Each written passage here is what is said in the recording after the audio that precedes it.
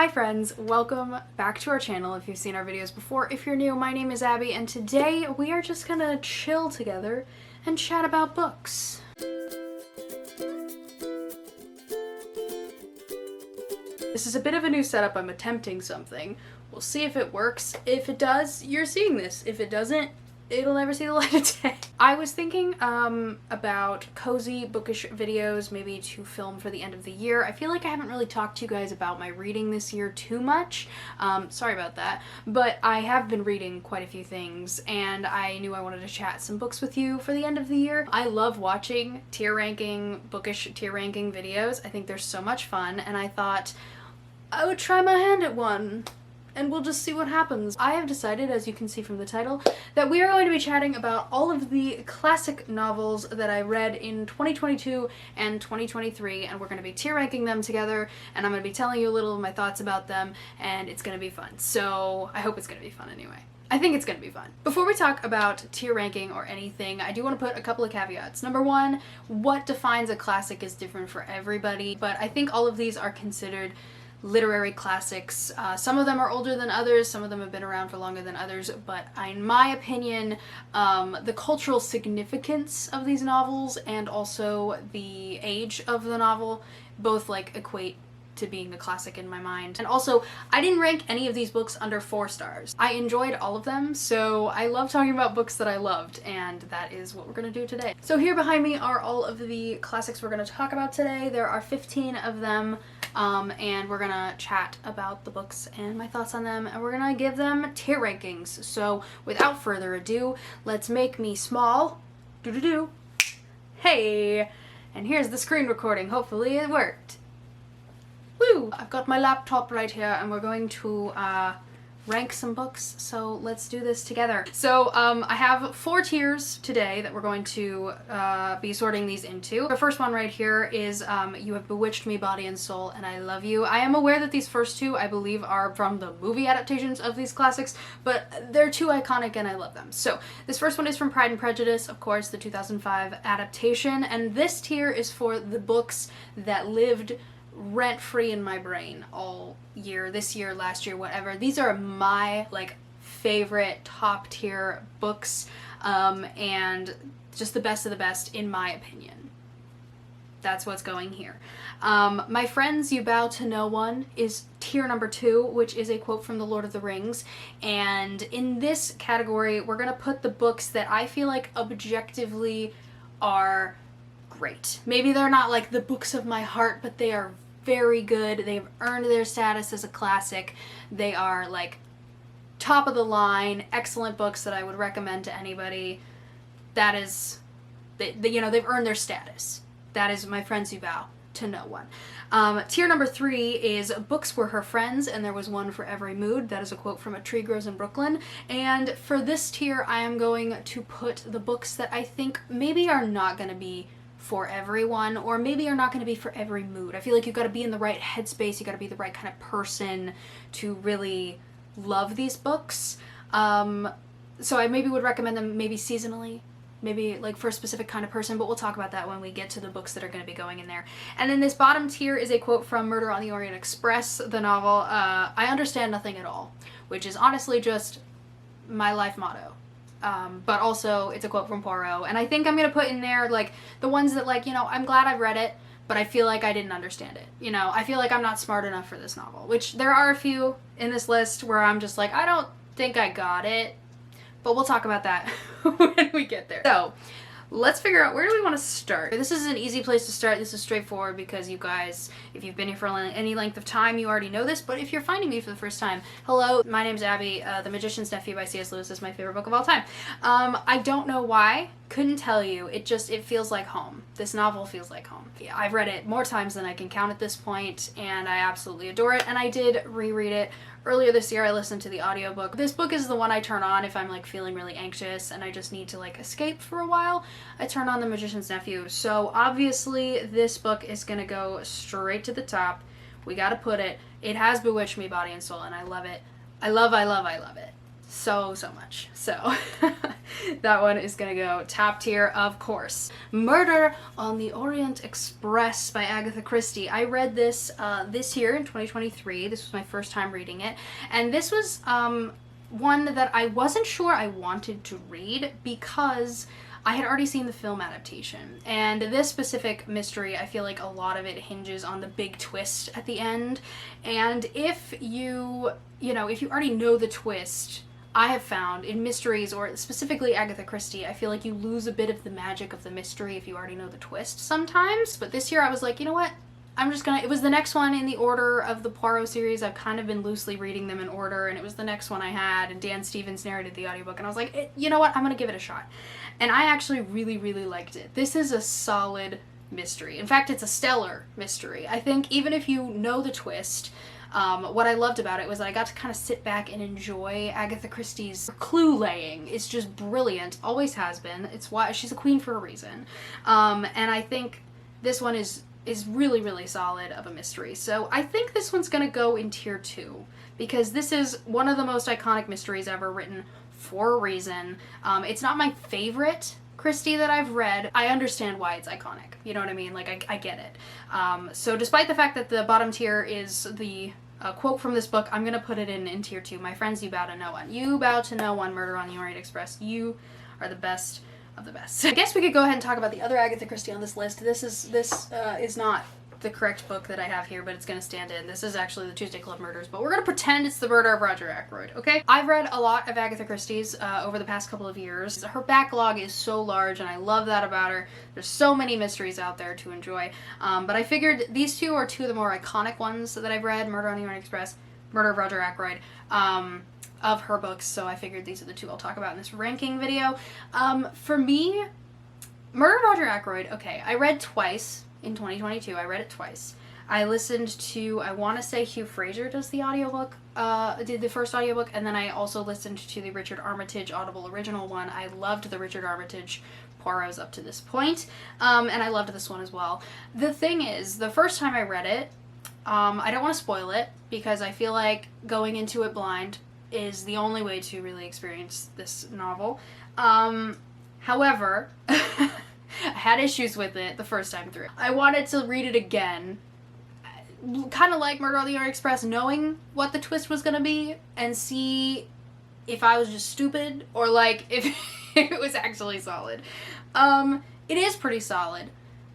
I still think it's not for everybody. Like, I feel like it's gonna make some people angry, or you're gonna be like delighted by it. I feel like there's not really an in-between on Roger Ackroyd. Again, I'm not gonna spoil it, but it is iconic. Not necessarily in a good way. Infamous, maybe, perhaps, might be the right word. You know what, actually, I think I might put this in I Understand Nothing at All. Because the first time I read it, I was like, I don't understand a thing that just happened on this page. Like, I understand it logically, but also I don't. The second time through was a little bit better. It bumped up my rating, I think, like a half star or so, because it is a brilliant mystery. It's kind of made me angry a little bit the first time through. So, not my favorite, but iconic for a reason. I haven't actually read the Tuesday Club Murders, so I feel a little mean talking about it like I didn't like it, because that's not fair. But anyway, next up, in the order down here, I guess it's time to talk about Lord of the Rings. I suppose we can do that if we must. Not if we must. I'm happy to. 2023 ended up being the year where I read things that I've been meaning to read for a long time. Some of these on this list had on my list for absolutely ages, and one of the prime examples of that was the Lord of the Rings trilogy and The Hobbit. I read all 4 of these this summer, and it was super duper fun. I don't know if you can see it, but there's tabs galore in all of these. I loved this trilogy.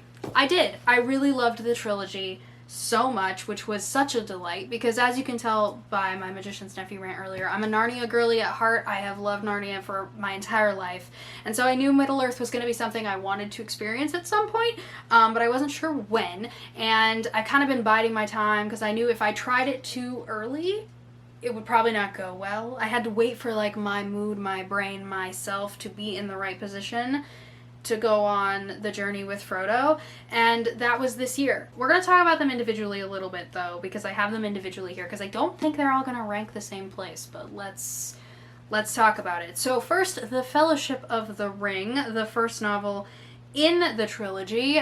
This book is just iconic. Like, everything that happens in here is iconic. This was the one, like, I knew I had seen the film and I remembered most of the scenes that happen in here because I feel like it's just been talked about my entire life. I've heard about Fellowship of the Ring and how iconic it is. And so this one, I think I'm going to put it in my Friends You Bow to Know one, because I did give it 5 stars. I did really like it. It's not the best of the trilogy in my opinion, but we're going to talk about that in a second. But this was iconic. I read this in like 2 days, which was kind of not what I was expecting of my first journey through Middle-earth. And yeah, then we go into The Two Towers, which is the middle book in the trilogy. And is this one my favorite?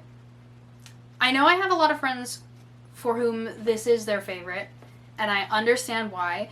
The interesting thing, if you don't know what Lord of the Rings is about somehow, we're in Middle-earth, and Frodo Baggins is a hobbit, and he is gifted a mysterious ring and told that the only way to defeat the Dark Lord Sauron is to destroy this ring, right?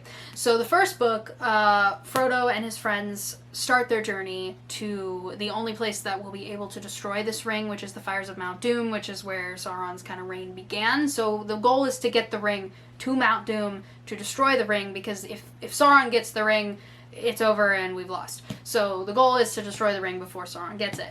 Two Towers, the Fellowship splits up. We end up with 2 kind of adventuring parties, and we're following both of them. So the first half of this book is like Aragorn and his storyline, and then the second half is Frodo and Sam and what they're up to. This one I did not know as well as the first one, but I think this book is still just iconic, and I flew through the first half. The second half was a little slower going because it's sad. Because Frodo and Sam are sad. Do I want to put this in the top? Is this the top tier book for me? Which one's my favorite? I haven't even decided, I don't think. I don't think I've really thought about it. I think this one's also going to go in my Friends You Bow to Know one. I think this one is also going to go in like the iconic, like, it's great, and this one introduces some of my favorite characters of the trilogy, and I love it so much. But I think this one's gonna go in my second tier, because I think the top tier, I think Return of the King is my favorite. I feel like it has to be. Again, it's kind of split into the first half and the second half. First half being Aragorn, and then ends up being Frodo and Sam, and the finale of everything wrapping up. And this one, I feel like, this one bewitched me body and soul. This was the one that, like, was the top of the top for me of this trilogy. I kept putting off the ending because I knew it was going to be sad before it got happy, so that was on me. But I would have devoured this book really, really fast if I didn't just keep putting it off. But this one's iconic, and the whole trilogy is iconic for a reason. I absolutely adored it. I'm so glad I've read it, and honestly, I can't wait to read it again, which I feel like is the best indicator of a great classic novel. Is like, I'm ready to read it again. Now, here's the thing. The Hobbit, I didn't love as much. I did read this in September, read it for Hobbit Day. I didn't love it as much as the trilogy, which was a shocker because my entire life I have assumed The Hobbit would be my favorite. The problem I had with this was not Bilbo. I love Bilbo Baggins. I love him in this novel. I love his parts of this. I didn't love the dwarves, and the whole thing kind of fell into a very repetitive pattern for me pretty quickly. So I didn't love it. I liked it. I thought it was okay, but I did finish it and think, oh good, I'm finally done, which is never a good sign. It's a great book. It just, like, wasn't necessarily for me. I think this one might go in the third tier. This might be our first third tier book. Do I want to put it in? Because it is iconic. No, I feel like you've got to be in the right headspace for The Hobbit. So I'm going to put it in tier number 3. Books for her friends, and there was one for every mood. Because I feel like this is the perfect autumn adventure read. Like, there's a lot of very autumnal, like, September, October reads, definitely. This is one. But also, I feel like I don't know, I feel like you've got to be the right kind of person to really love this book. It's not as deep, it's not as hefty as the trilogy. So a lot of people say, like, maybe start here because it's, you know, a children's story, so it's a little easier to digest. But in my opinion, it was a little less exciting. I just didn't enjoy it as much. So we're gonna put it in tier 3 because I'm excited to talk about this one. This is A Tree Grows in Brooklyn by Betty Smith. Now this, how do I describe this? Because this is a book that has intimidated me for a very long time. It's quite chunky. It's almost 500 pages, and there's not really a plot. It's a coming-of-age story, like in the truest sense of the word. This is about Francie Nolan and the Nolan family, Francie and her parents and her brother, in the early 1900s in Brooklyn. It's really about family and life and just what life is like growing up really anywhere. It was kind of written as a autobiography, and then Betty Smith kind of changed up the names and changed it a little bit. So it very much feels like real and nostalgic and like someone's reflections on life, and I was obsessed with it. I loved it so much, which was such a surprise. I didn't really know anything about this going in because it doesn't really have, like I said, it doesn't really have a plot, so it's kind of hard to pitch in the way of it's just people living life at the turn of the century and trying to figure out what it all means. There's a lot of hard stuff that goes on in here, you know, abuse and infidelity and stuff going on, alcoholism, and it's not a great time for anybody in this book. However, something about it just absorbed me the whole time I was reading it. And through it all is Francie's love of books and stories, and so it very much is like a book lover's ode to books, and I loved that about it. I read it in like 3 days, which was pretty fast for how chunky it is and adjusting to like the writing style and everything. And then I loved it so much that immediately after finishing it I was like, oh, I wish I could read it again, and so I did read it again like 3 months later. And so I've read this twice this year, which is not something I would have expected. Objectively, I feel like it would go in, there's one for every mood, because I feel like it's not going to be a book for everyone. It's tough to read at times. It's just not going to be for everyone, and I know that, and that's totally fine. But for me, I have to put it in the top tier because this did bewitch me. This lived absolutely rent-free in my mind. Still kind of does. I read it in the spring, and then I read it again in the summer, and it was just perfect. This is also a very good summer read. I feel like it's got the very like summer in Brooklyn kind of vibes. For me, this bewitched me body and soul, and I absolutely loved it. And I'm so happy I did, because this has been sitting on my shelf for probably 5, 6, maybe even 7 years at this point. But it was just, this year was like the perfect time. It was the time to read it, and I'm so happy about it. Alright, next up on the list down here, where are you? There you are. We've got another iconic American classic, more iconic than A Tree Grows in Brooklyn, honestly. This one I've heard about for a long time, and that is The Great Gatsby. This one I did not read in high school. I know a lot of my friends did, which is one of those books that personally, after reading it as an adult, I'm like, what is this doing on a high school syllabus? This is not, in any way, shape, or form, gonna be appropriate for high schoolers, nor something you can really understand in high school. And I don't say that to be like highbrow about it. I'm just saying, like, I don't think the messages that I took out of it or what I thought it was going for, I don't know that you just haven't lived enough life in high school to really like get it, you know what I mean? I did like the writing style a lot. I didn't like any of the characters, but I think that's the point, so I guess we'll consider that a success. But yeah, it's shorter than I expected by like a lot. I did not expect it to go so fast, and honestly, there's not really a plot until like there-ish, probably. It's just rich people doing rich people things. But if you don't know, this is about a man named Nick Carraway. It's narrated from his point of view. His summer that he spent in the New York socialite scene of upstate New York, and his neighbor, a man called Gatsby, who has a lot of secrets that kind of slowly become revealed throughout this story, and Gatsby's love of Daisy, who is Nick's cousin and a terrible person. Truly, everyone in this novel is just a terrible person, which I think is not my favorite thing to read about. For me personally, and this is just me, I feel like this has to go in I Understand Nothing at All, because I finished this and I thought, I mean, I'm glad I've read it, but I don't think I understood it. I don't think I feel like everyone else has gotten something else out of it than I got, and I would be interested, I think, to reread this in like 5 years and see if I still feel the same way. I thought it was fine. It's just like a lot of rich people doing rich people things and being awful people to each other, and that's just not my personal cup of tea when it comes to a novel. Okay, next up, Emma by Jane Austen.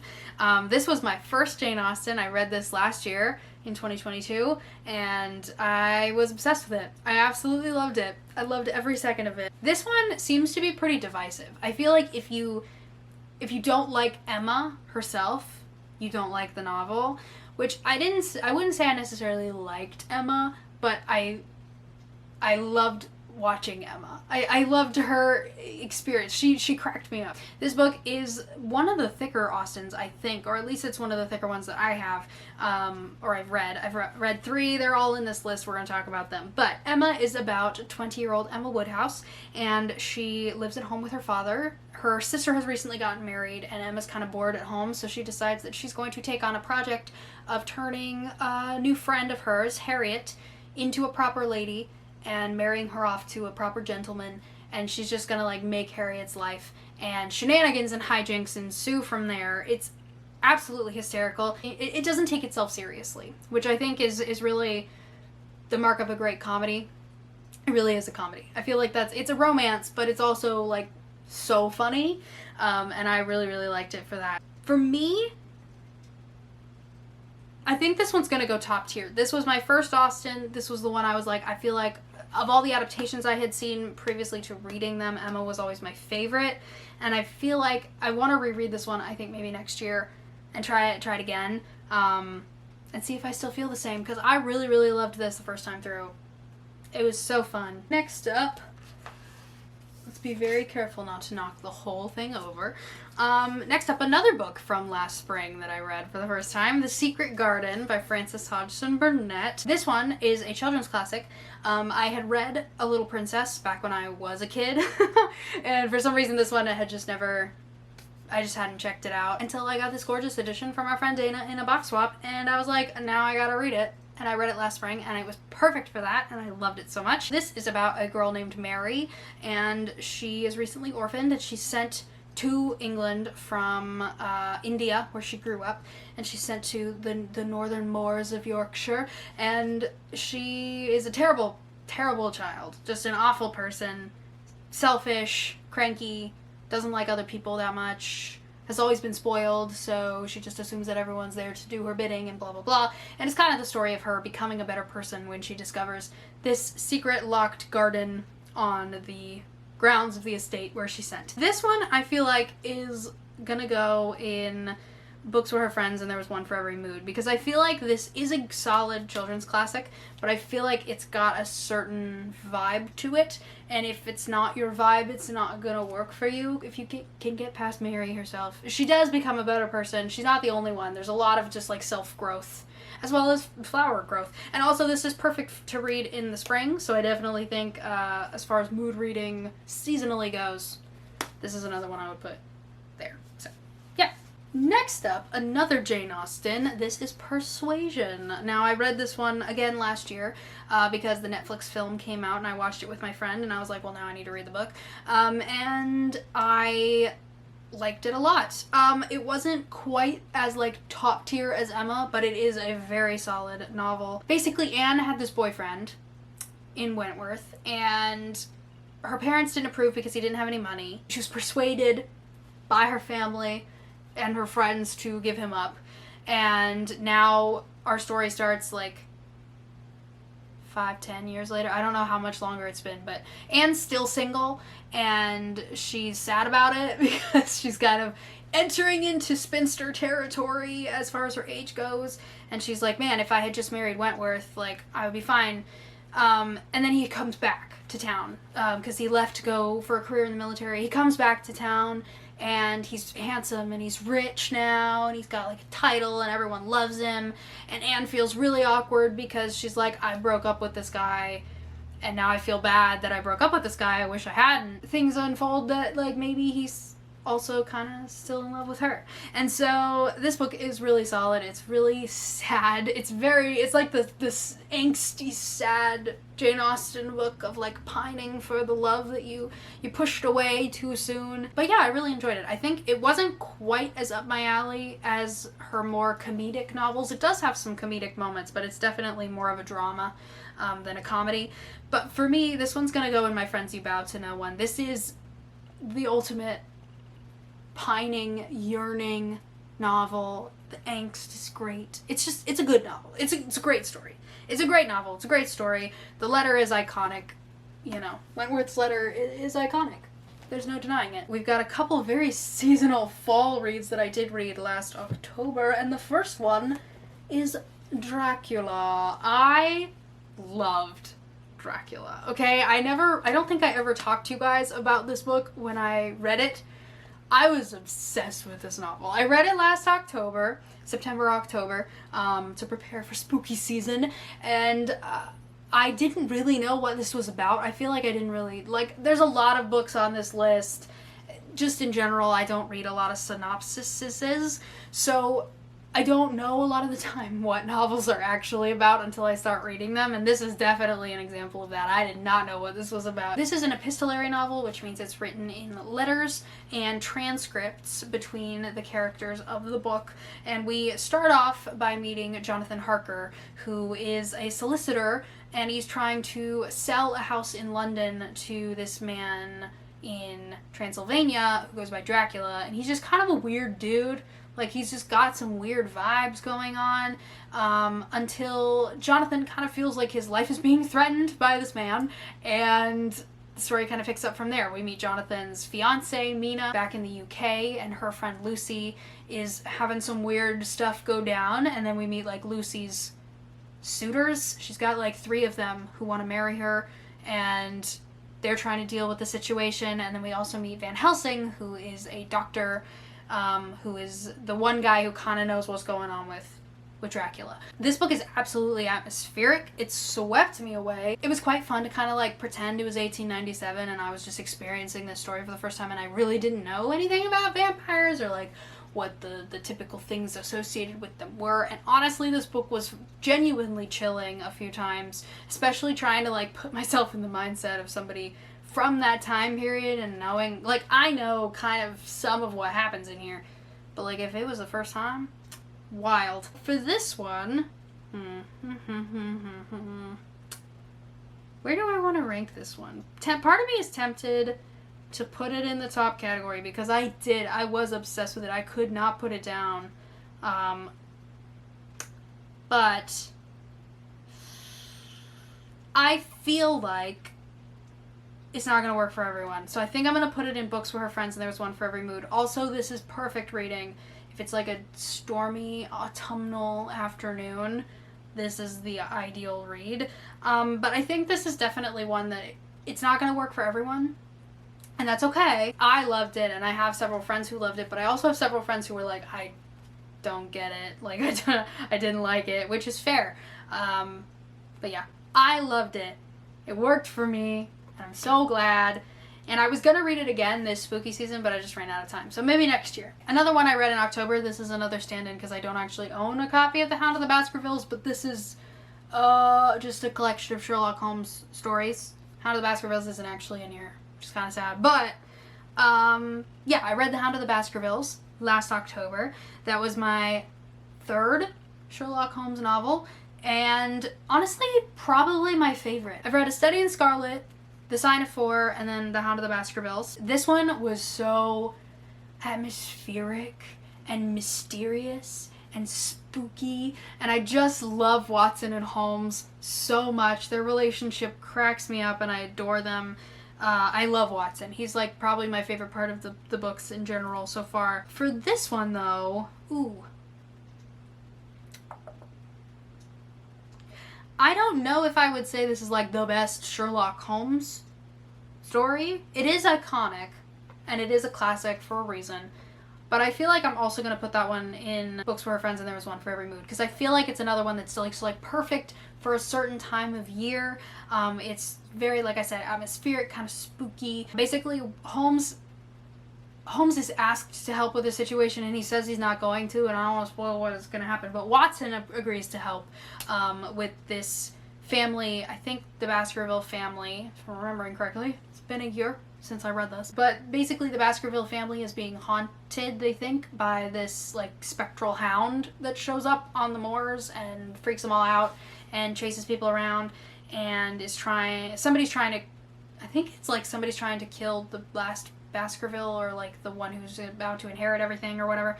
And so Watson agrees to go help, and things kick off from there. So yeah, very atmospheric, very moody, very much like, you know, out on the moors and solving crime, and it was a fun time. Last book, good one to end on. This is a solid one to end on, because honestly I think as of right now, and we're pretty close to the end of the year, so I don't foresee anything dethroning it, this is my favorite book of 2023. This is Pride and Prejudice by Jane Austen, my third Austen novel, and I read it for the first time this year. This is going straight to the top. This book did, in fact, bewitch me body and soul, and I loved it. This is, I think, gonna be one of the prime examples of like the girls who get it, and the girls who don't, because I understand why some people don't like this book. Some people are like, this book is boring. There's nothing actually happens. There's not really a plot.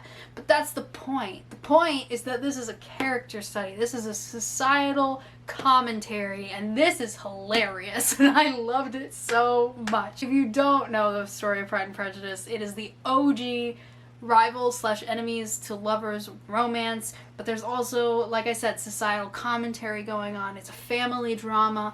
It's so much fun, and I just loved it so much. So this is about Elizabeth Bennet, and she lives in this family. She's got 4 sisters, so there's 5 girls. At this time in history, that was a rough situation to be in for the Bennets. None of the girls are set to inherit the estate because of laws and men, and so a man is going to inherit the estate. So the only real thing for the girls to do is to get married. So that is Mrs. Bennet, the mother's main goal in life. Her one goal, her one thing that she wants to accomplish is to marry off her daughters. And a handsome young man moves into the neighborhood at the beginning of this story by the name of Bingley, and Mrs. Bennet is like, okay, great, we're gonna marry off one of our daughters to Bingley, and we'll marry another one off to his handsome rich friend who came with him. Unfortunately, that handsome rich friend is a man named Darcy, and he comes off as very standoffish, and he doesn't really like people all that much, and you get that sense from him very quickly that he just doesn't like to be around folks who he doesn't know, which honestly is fair. And that is the thing that surprised me the fastest about this novel, is I was like, I understand Darcy completely. Totally get it. And he's just rich and no one's told him otherwise. Like, he's rich enough that he's never had to learn how to deal with people, really. Elizabeth and Darcy do not hit it off at all. They actually don't like each other, or at least Elizabeth doesn't like Darcy pretty much immediately, because he's kind of rude, insults her family, not the best at communicating his feelings, or dealing with his feelings. But throughout the story, we eventually, you know, come to get to know Darcy better. Elizabeth comes to get to know Darcy better. And a lot of family drama goes down, including militiamen and her sister's romance and a lot of stuff. And it's so much fun. And I absolutely devoured it. I read it so fast. And this is definitely one I know I'm going to revisit. This story has lived rent-free in my mind this entire year so far. I'm just obsessed with it. And I really don't think anything's going to dethrone it for my top book of 2023. But we shall see. This was so perfect for me, and I'm so happy about it. So that is it. That is my tier ranking of all of the classic novels I read in 2022 and 2023. Please let me know in a comment down below if you've read any of these books, if you agree with my rankings, if you disagree with my rankings. I'd love to chat bookish things with you in the comments. And let me know if you've read any classics this year and which one was your favorite. I'm always looking for more recommendations. Classics are something for me that I always kind of put off reading, and then when I read them, I'm like, I should read more classics because I really enjoy them. So that is it for today's video. Thank you so much for watching. If you liked it, give it a thumbs up, subscribe down below for more bookish and Disney magic, and I will see you guys in another one soon. Bye!